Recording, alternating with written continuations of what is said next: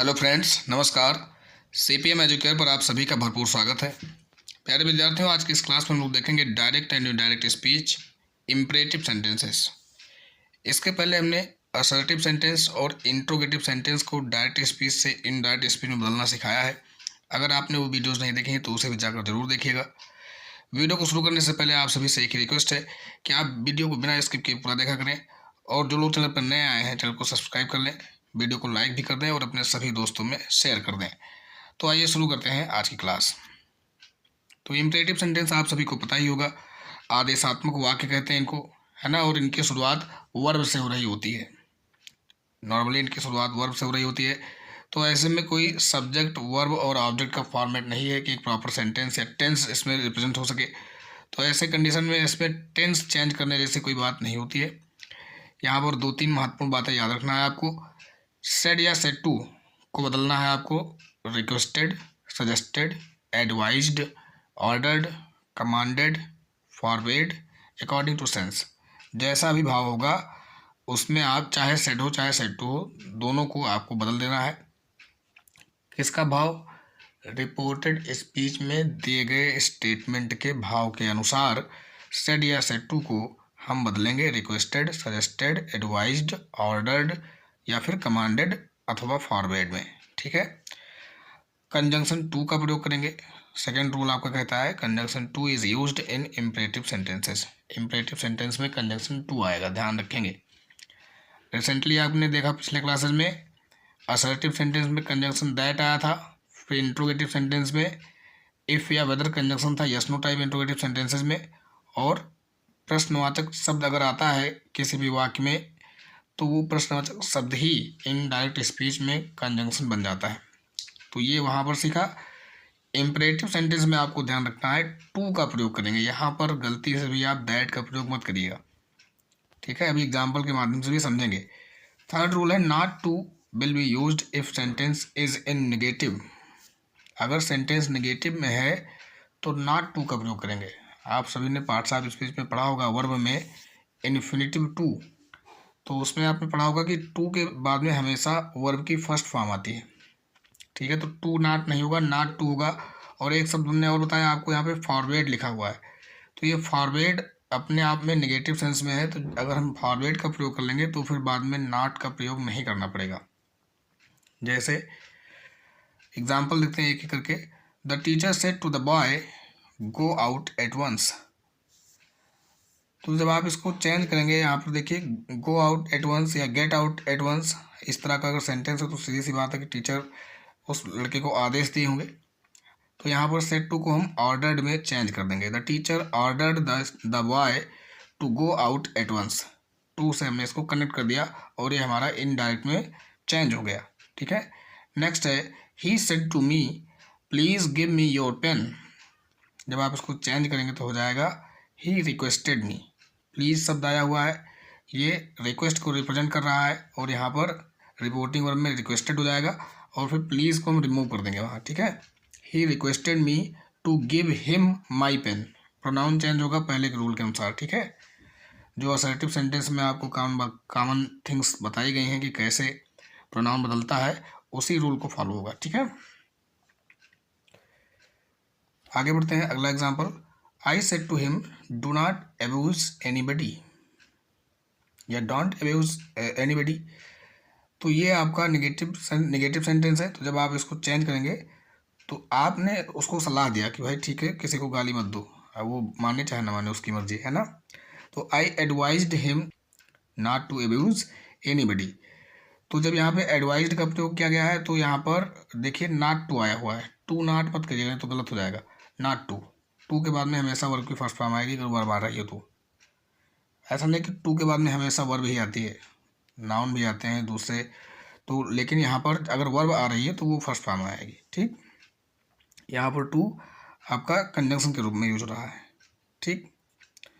और दूसरा, अगर हम रिपोर्टिंग वर्ब में ही थोड़ा सा दूसरे शब्द का प्रयोग करें, फॉरवर्ड का प्रयोग करें, फॉरवर्ड का सेकंड फॉर्म फॉरवर्ड, तो आई फॉरवर्ड हिम, मैंने उसे मना कर दिया टू अब्यूज एनीबडी। अब अगर यहाँ पे नॉट टू अब्यूज एनीबडी कर देंगे तो इसका अर्थ ही अनर्थ हो जाएगा। फिर अगर आप कह रहे हैं कि I forward him not to abuse anybody, इसका मतलब ये हुआ कि मैंने उसको किसी को गाली ना देने के लिए मना कर दिया, कि मतलब तुम दो गाली।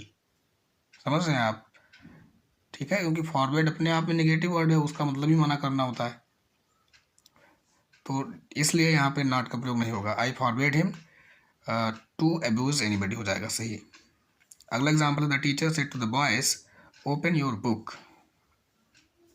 तो जब आप इसको यहाँ पर देखिए, टीचर क्लास में आए, उन्होंने कहा बच्चों से, बच्चों अपनी पुस्तक सब लोग खोलें, तो आदेश दे रहे हैं। ठीक है, the teacher ordered the boys to open their book.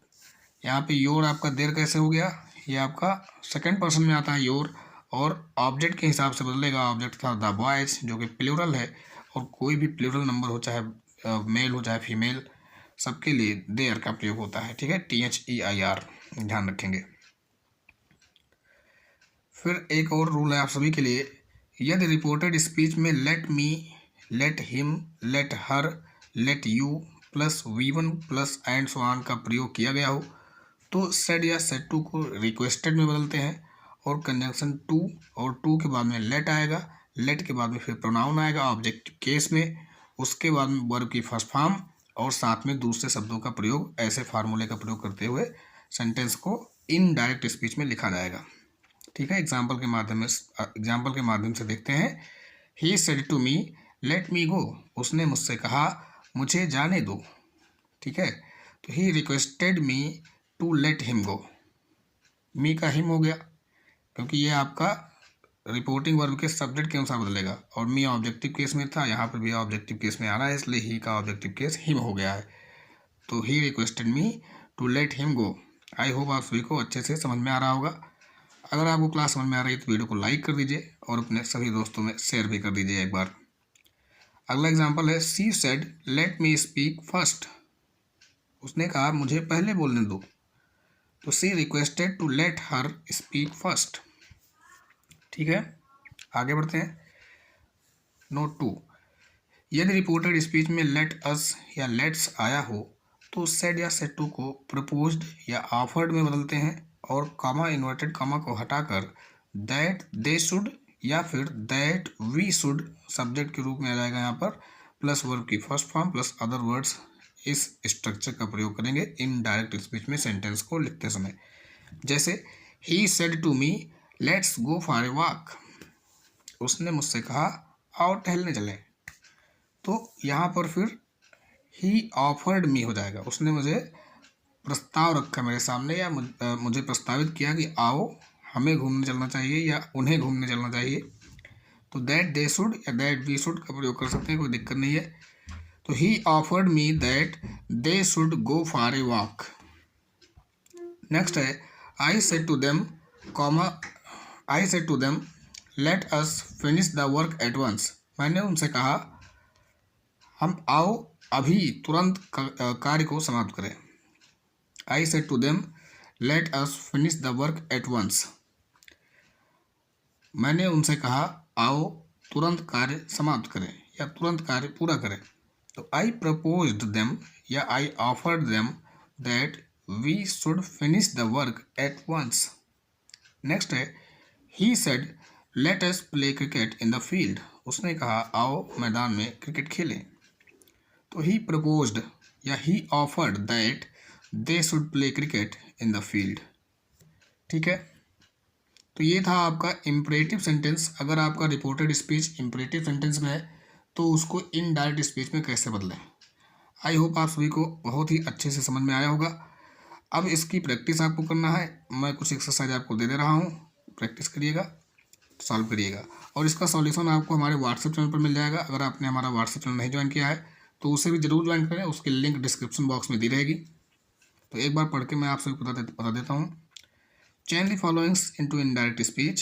He said to me, please give me your notebook. The teacher said to the students, don't make a noise. My friend said to me, let's go for playing cricket. The captain said to the soldiers, take your guns and shoot these enemies. The boy said to his mom, please give me 500 rupees. The principal said to the students, follow this schedule to have better learning. तो ये थे आपके कुछ sentences practice करने के लिए। Video अगर आपको पसंद आया तो लाइक कर दीजिए, अपने सभी दोस्तों में शेयर कर दीजिए, और जो लोग चैनल पर नए आए हैं चैनल को सब्सक्राइब जरूर कर लें। जल्द मिलते हैं एक और क्लास में। Thanks for watching the video.